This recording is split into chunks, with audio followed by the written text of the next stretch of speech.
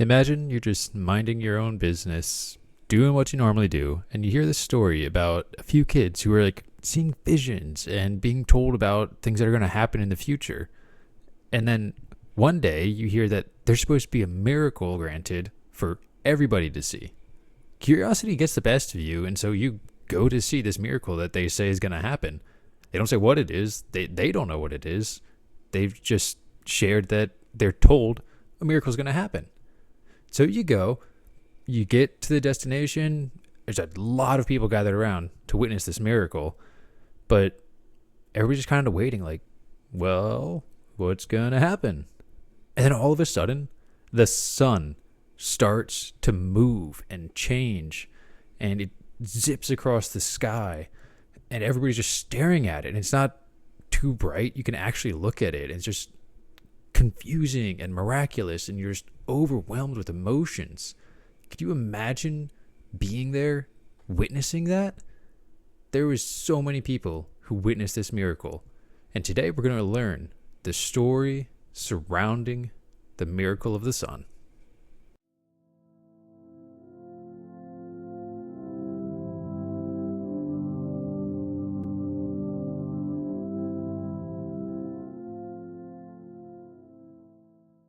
Howdy all, and welcome back to another episode of the Sanctified Podcast, the show where we explore the stories of various saints throughout history and learn about what they did and how we came to recognize them as saints today.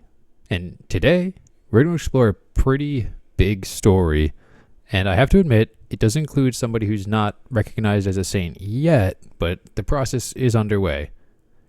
And today's story is about the life and the events of the Children of Fatima, 3 kids who are granted visions and in return, granted miracles. So yeah, we're starting 2026 off with a pretty big one.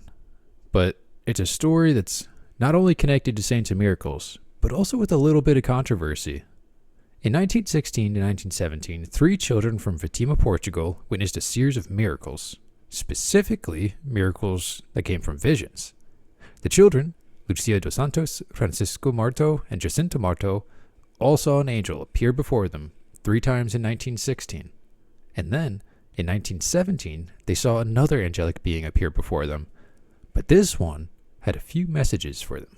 On May 13th, Lucia, Jacinta, and Francisco all saw a woman in white that they later described as being brighter than the sun. This woman was holding a rosary in her hand and asked the children to pray the rosary every day and devote themselves to the Holy Trinity. The children didn't know what to think of it. They thought it was a crazy experience. I mean, it was. But they were also afraid that others would think that they're just crazy. So Lucia recommended that they don't tell anybody. Simple enough plan, right? Well, Jacinta couldn't really help herself from telling her family about this shining woman, but nobody believed her. Her mother even told the neighbors about it as a joke, and soon everybody in the small town knew about this mysterious glowing woman. Now, during her first visit, the woman told the children to return to that spot in Cova de Iria a month later, June 13th, and then to return every month for 6 months. She also told them that after the 6th visit, she will reveal her identity and then return one last time. Lucia's mother was hesitant to let her kid go to see this strange woman. I mean, any reasonable parent probably would be. Your kid's going out and meeting this strange woman, having all these crazy stories. You'd be a little hesitant to just let them go run off and find her. So her mother consulted with Father Manuel Ferreira, the parish priest. He said, let her go, but bring Lucia straight to him right after. And the second visit just so happened to coincide with St. Anthony's feast day, which was coincidentally the patron saint of that local church, which I kind of actually think is a little more than just a coincidence, don't you think? But this second visit took a little bit of a darker tone than you would think. The woman told the 3 young children that Jacinta and Francisco would go to heaven soon, but Lucia would live on to spread the word of the Lord and be an example of devotion. The bright woman also told them to pray the rosary every day and to offer up any sufferings for the sinners of the world. Father Ferreira talked to Lucia after this, but he couldn't really make total sense of what she told him. His reaction was to believe it was just childhood imagination. But there was something inside him that just couldn't shake the feeling that it was not just childhood imagination, that it was something more. Fast forward a month to the next visit on July 13th, and the children once again returned, and the woman appeared before them with another message. She once again reminded them to pray the rosary every day and pray for the end of the Great War. World War I was going strong at this point, so it was on the top of everybody's mind, especially in Europe. And she also reminded them to offer any and all sufferings to God for sinners. She then went on to say that in October, she would reveal who she was and grant a miracle to prove to everyone that she was always telling the truth. All the doubters would see. And then, the woman gave them a message. She said, World War I is going to end. But if people do not stop offending God, another, even worse one, will begin in the reign of Pius XI. When you shall see a night illuminated by an unknown light, know that this is the great sign that God gives you, that he is going to punish the world for its many crimes by means of war, hunger, and persecution of the Church and the Holy Father. To prevent it, I shall come to ask for the consecration of Russia to my Immaculate Heart and the communion of reparation on the first Saturday. If people attend to my requests, Russia will be converted and the world will have peace. If not, Russia will scatter her errors throughout the world, provoking wars and persecutions of the Church. Wow. That's a lot. But I want to take a moment to dissect it really quick. And she said that World War I would end, which it obviously did just about a year later. Then she said that an even worse one would break out during Pope Pius XI's reign. Though he died before the official start of World War II, it was just by a few months, so horrible atrocities had already begun during his reign. And it crossed my mind that the bright light she could be talking about is the dropping of the nuclear bombs on Japan, but I'm not really convinced that that's actually what she was talking about. It kind of fits a description of an unknown light, but to me, it just doesn't really fit. It just doesn't seem like what she was talking about. I also want to add that nowadays, there's a very large Orthodox Church present in Russia, and there's a lot of people who are very devoted. But in light of recent events and historical events, you have to wonder about this prophecy. I'm not going to get into the mess of politics, what is going on with Russia nowadays, and whatever, but some events can't totally be ignored when they align with such a prophecy. Now, Lucia would later admit that she thought the woman was talking about some girl named Russia. She didn't actually think that the woman was talking about the country, Russia.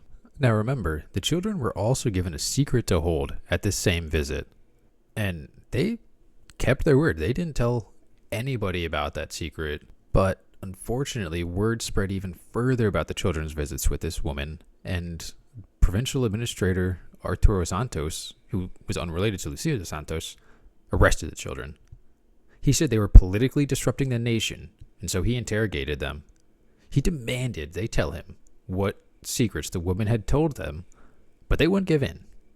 They're pretty brave kids, right? Could you imagine being taken by some government guy, being thrown in jail as a child, and then being interrogated, having grown-ups just yell at you like, tell us what you know?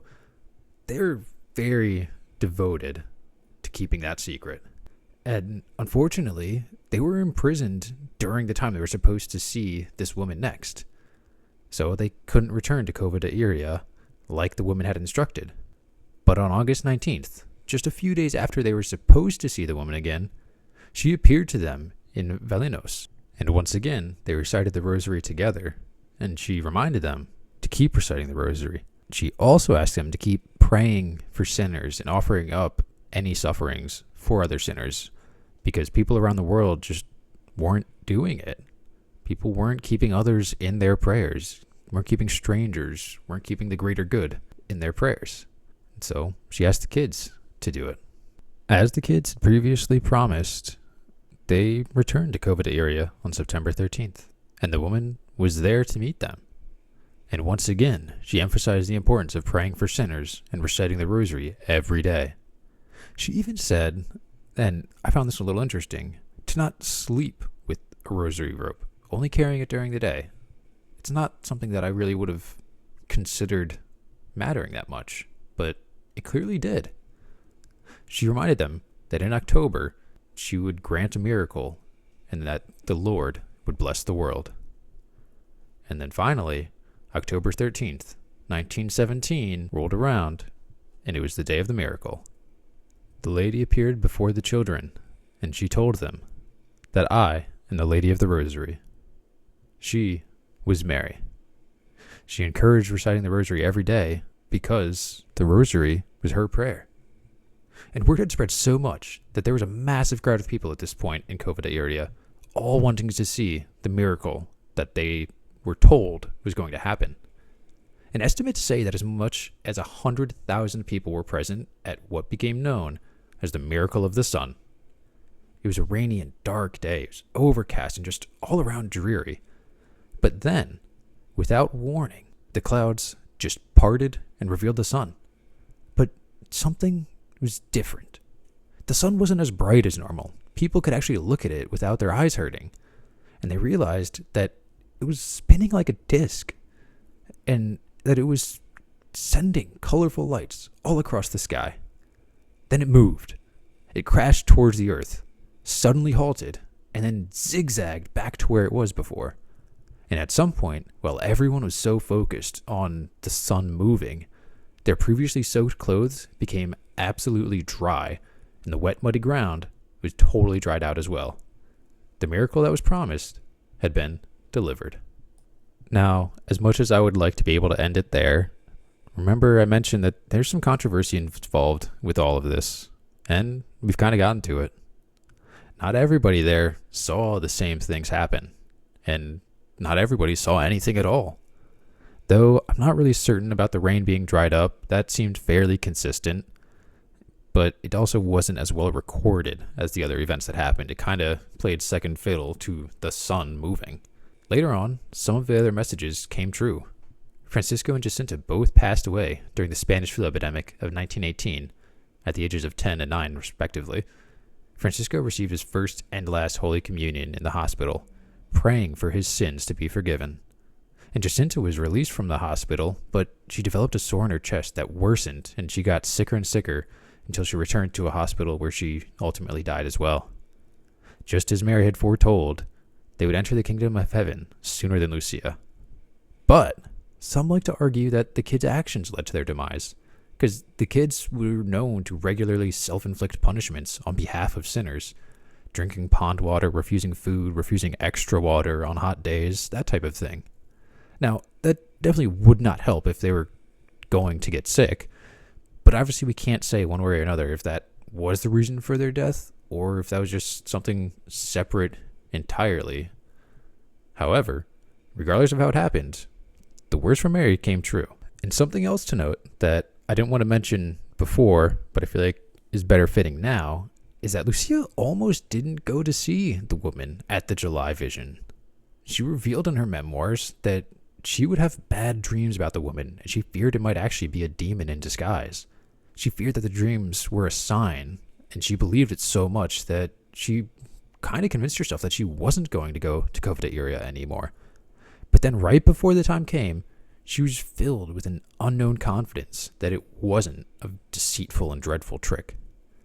It is clear the children were in the middle of some profoundly strong spiritual warfare, but they held on to their faith very strongly. They did what they believed was right in the eyes of God. They didn't let fear control them. In fact, when they felt fear, it seemed as though a stronger force pushed it away.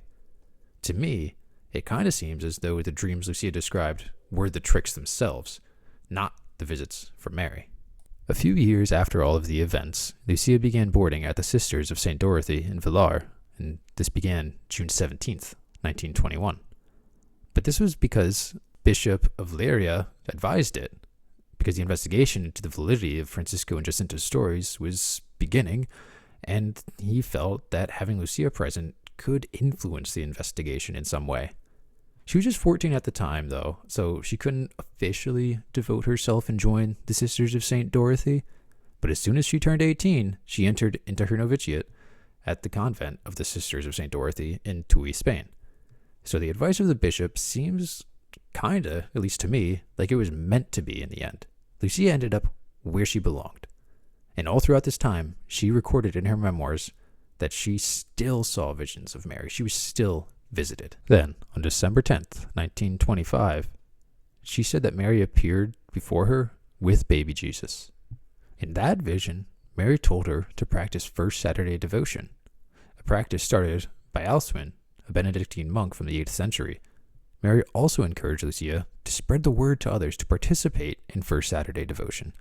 And briefly, that just means devoting time on the first Saturdays of 5 consecutive months in 1 year to make reparations for sins. Just a couple of months later, on February 15th, 1926, she received another vision, this time from Child Jesus. He reiterated the request for First Saturday devotion and for her to spread it among the people.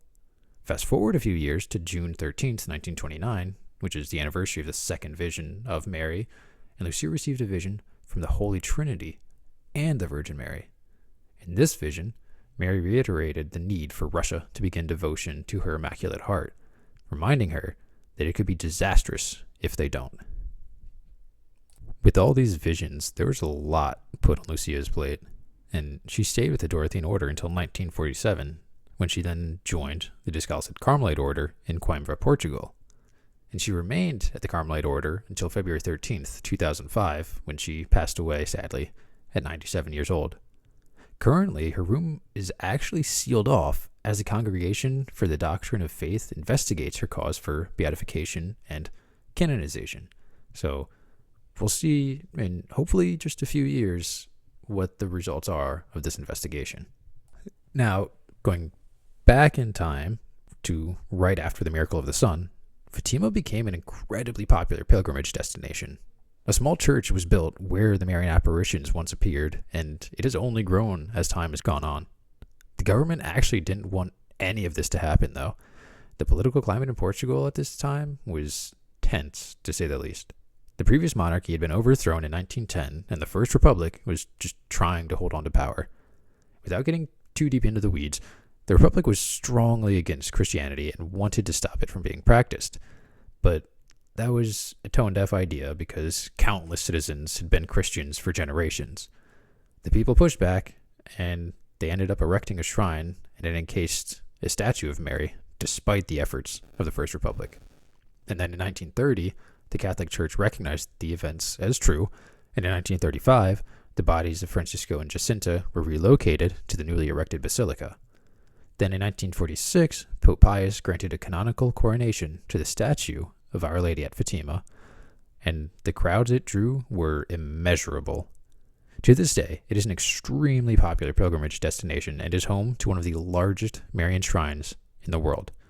The most popular days are May 13th, which was the day of the first vision, and October 13th, which is the day of the final vision and the miracle. Up to 1 million pilgrims are present on each of these days.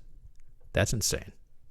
And while all of that was going on, while the investigations for Jacinta and Francisco were going on, and the founding of the basilica, Lucia was living with the Dorothean Order, and that is when she began to write her memoirs, because she wanted that story to be shared with the rest of the world like Mary told her. And it's only from her memoirs that we're given a better idea of what Mary showed and said to them at each visit. Lucia reveals 3 secrets in her third memoir, which she shared with the world in 1941. The first secret she revealed was that on July 4th, 1917, so not even at one of their visits, the children were given a glimpse of hell.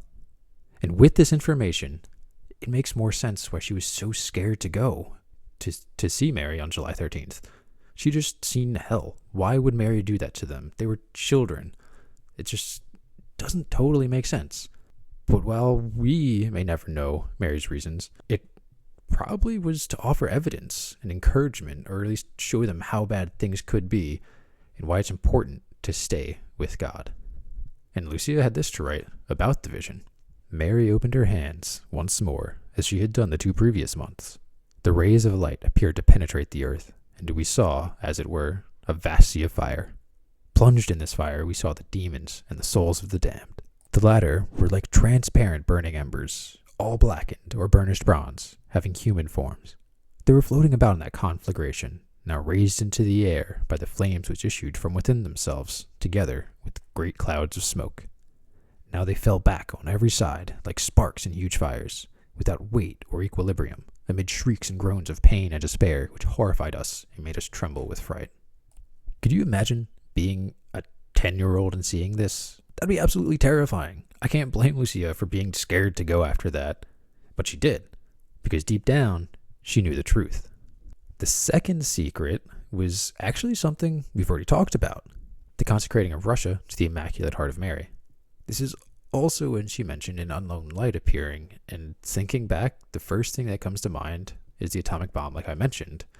But something that may be a little more likely is a totally different light. On January 25th, 1938, the Aurora Borealis was visible as far south as North Africa, something that almost never happens. And just a month later, Hitler invaded Austria. Though it wasn't Russia immediately, we kind of know how it goes from there. And if the aurora was the light Mary was talking about, it would make a little more sense as a bad sign, more so than the bombs at least, because the bombs basically signified the end of the war, not the start. And at this point, there was no official consecration of Russia to Mary, so what she had asked for hadn't happened. I'm sure there were plenty of Russians who were devoted to her, but the evidence is a little inconsistent, so we just have evidence of what happened after the reactionary effort from the Vatican to these events.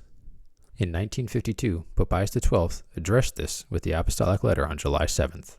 In it, he said that they consecrate the entire human race to the Immaculate Heart of the Virgin Mary, and they consecrate, in a most special manner, the people of Russia to the Immaculate Heart. But given events that had already transpired and what was already underway, it might have been a little too late. They had waited almost 40 years to act on what Mary had said. Pope John Paul II also consecrated the world to Mary in 1984, but he didn't explicitly mention Russia, and this has led to some mixed results. Initially, Lucia said that it wasn't what Mary had said, since Russia wasn't specifically mentioned, and it wasn't unanimously agreed upon by all of the bishops of the world, as reported by the Holy Fatima from Lucia. But in 2001, she met with Archbishop Tarcisio Bertone and said that the 1984 consecration was what Mary needed. So she kind of contradicts herself there, which is a little almost concerning in a way. But I couldn't find direct reference to another vision from Mary to Lucia about the consecration of 1984. So I don't know if it was just Lucia saying it or if it was actually from Mary. And honestly, if anybody listening has any information about it, please let me know. I'd love to know the answer to clear this up a little bit better. And without knowing for certain if that is what Mary meant, since all we have is what Lucia said and she contradicts herself, we got to move on to the third secret that she shared. And this was a vision of the death of the Pope and others. And the secret's probably the most controversial or even bordering on conspiratorial, because there are conspiracy theories surrounding it. And Lucia described a scene of people of the clergy, so priests, bishops, lay people, all walks of life, trudging up a mountain to a cross made of trunks of cork tree. The Pope was there, watching the others and walking up too, and he was praying for all of the souls that he passed before he reached the top. After he got to the top, he was killed by soldiers shooting arrows and firing bullets, and this kept happening to each person who reached the top. There were two angels at the cross, holding a crystal aspersorium and gathering the blood of the martyrs. And an aspersorium is the little ball with holes used to sprinkle holy water on people. I'll include an image of it for those of you who have the video up. And once again, that's an intense and rough image to see, even as an adult, let alone as a child. But remember how Lucia's memoir was written in 1941? Well, she said that the secret, this one specifically, shouldn't be released until 1960. Some say that she meant by 1960, but I don't think that's exactly right. I think she meant 1960 rolls around, release it. But the issue is that it wasn't released to the public until June 26th, 2000, 40 years late. The Vatican kept this one private, and their statement about it was that it was most probable the secret would remain forever under absolute seal. They never wanted anyone to learn about it for some reason. And because of that, when they did release it, many people and groups think they only released a small portion of it, not the whole thing. The Vatican insists that the whole secret is released, and Lucia even said that it was the full secret, but some people think there's more to it. But that's up to you to decide if you want to believe it is the whole secret or not. I think it is, but at the same time, if it comes out that there's more to it, I honestly wouldn't be terribly surprised, but I don't know what else could be added to it. Many of the skeptics believe that the descriptions and visions that the children were shown are indicative of an evil God, not the true benevolent God. But at the same time, I have to argue that the things the children were shown don't necessitate a false God.